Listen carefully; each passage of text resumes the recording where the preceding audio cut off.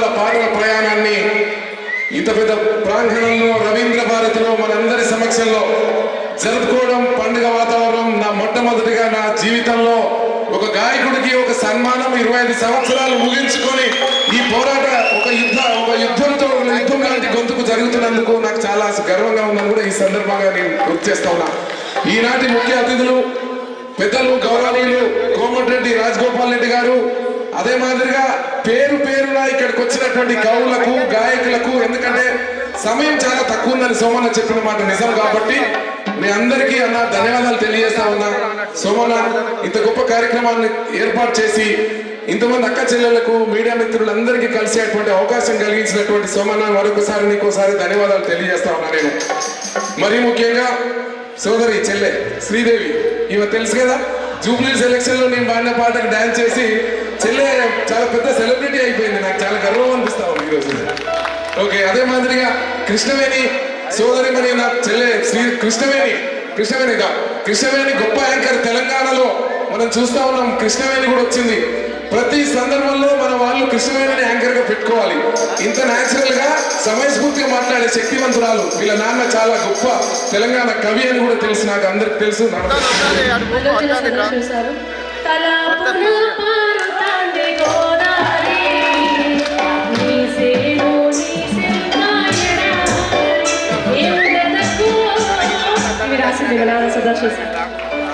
అదే మాదిరిగా ఇంత గొప్ప కార్యక్రమం, చాలా గొప్ప కార్యక్రమం, మిమ్మల్ని అందరినీ కలిసేటువంటి అవకాశం. మరో చెల్లెద మల్లిక కూడా చాలా గొప్ప, మా నల్గొండ విమలక్క. ఈమె ఒక గట్టిగా విమల. ఏది ఏమైనప్పటికీ సోమన్న ఏదో రాత్రికి సోమన్న ఈ స్థాయికి రాలేదు. గత 25 సంవత్సరాలుగా తన మాటని కాళ్లకు గజ్జలు కట్టుకొని డప్పు సంగనేసుకొని ఎంతో మంది అమరవీరుల త్యాగాలను స్మరించుకుంటూ ఉమ్మడి నల్గొండ జిల్లానే కాకుండా తెలంగాణ ప్రతి పల్లెలో గజ్జ కట్టి ఆడి గద్దరన్నతోని సమానంగా, గద్దరన్న రాముడైతే లక్ష్మణుడుగా, గద్దరన్న తోడుగా అట్లాంటి గొంతు వేసుకొని తిరిగినటువంటి అన్న సోమన్నకు మరొకసారి తెలంగాణ గడ్డ, మరీ ముఖ్యంగా నా ఉమ్మడి నల్గొండ జిల్లా బిడ్డ అయినందుకు నాకు చాలా గర్వంగా ఉందని కూడా ఈ సందర్భంగా నేను గుర్తు చేస్తా ఉన్నా మీ ముందు. ఏది ఏమైనప్పటికీ కళాకారులు అంటే చాలా తక్కువ చులకన ఉన్నది. మీ అందరికీ తెలిసిన విషయమే మళ్ళీ ఒకసారి నేను తెలియజేస్తా ఉన్నా. ఆనాడు తెలంగాణ రైతాంగ సాయుధ పోరాటంలో ఆ పోరాటానికి ఉవ్విళ్ళూరింది.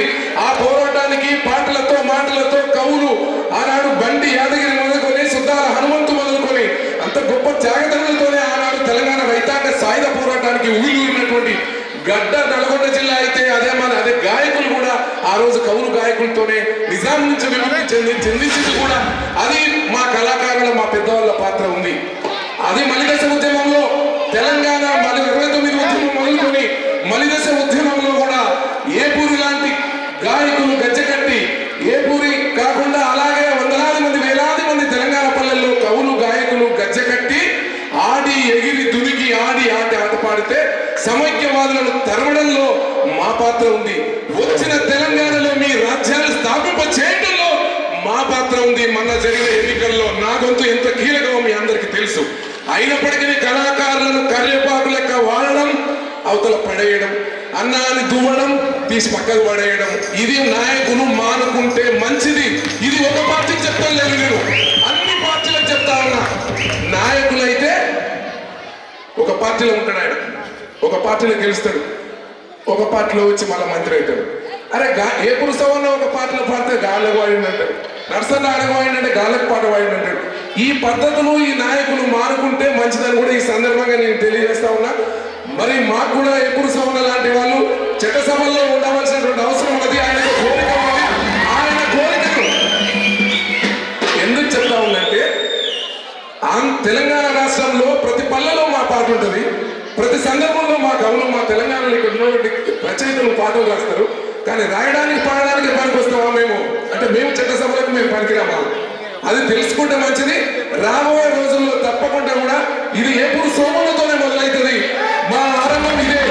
సోమన్న సాక్షిగా ఇప్పుడు ఈ రవీంద్ర సాక్షి చెప్తా ఉన్నా, సోమన్న లాంటి వాళ్ళు చట్టసభలకు వెళ్ళాల్సిందే.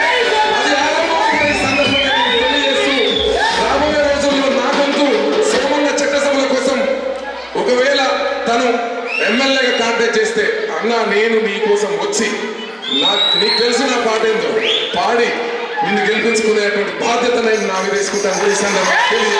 సెలవు తీసుకుంటాను.